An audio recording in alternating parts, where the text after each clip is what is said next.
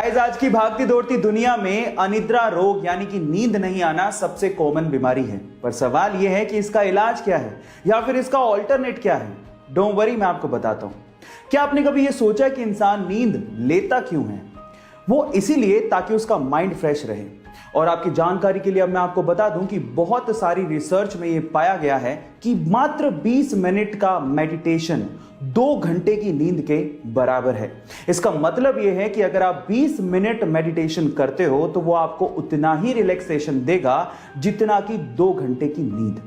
Guys, Mahatma Gandhi ji को हम ही नहीं, पूरी दुनिया शांति दूत के नाम से जानती है। मतलब जब भी पीस या शांति की बात आती है तो हम लोग महात्मा गांधी जी का नाम लेते हैं। लेकिन इसी से जुड़ा एक बहुत ही अनबिलीवेबल फैक्ट मैं आपको बताने जा रहा हूं।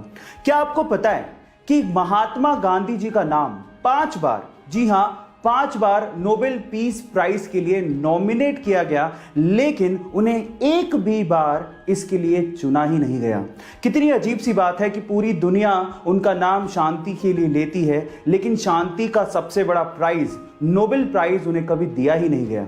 इसके बारे में आपका क्या ख्याल है और आप इसके बारे में क्या सोचते हैं? चैट सेक्शन में लिखना मत भूलिएगा।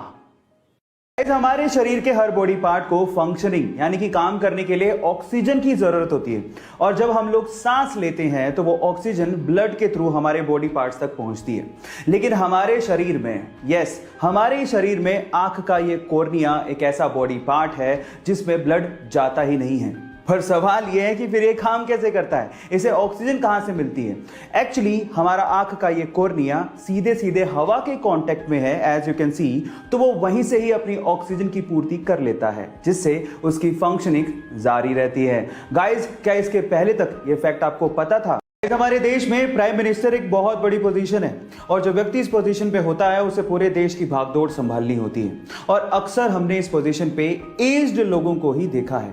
पर अगर मैं आपसे सवाल पूछूं कि पूरी ही दुनिया का यंगेस्ट प्राइम मिनिस्टर कौन सी कंट्री का है और उसका नाम क्या है, तो आप लोग क्या जवाब देंगे? डोंट वरी, मैं आपको बताता हूं। वो एक महिला है जिनका नाम है सना मरीन, और जो कि 2019 में फिनलैंड की प्राइम मिनिस्टर चुनी गई थी। जब उन्हें चुना गया था तो उनकी उम्र लगभग 35 साल थी।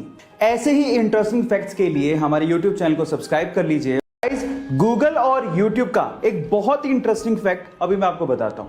क्या आपको पता है कि सन 2006 में गूगल ने YouTube को $1.65 बिलियन में खरीदा था?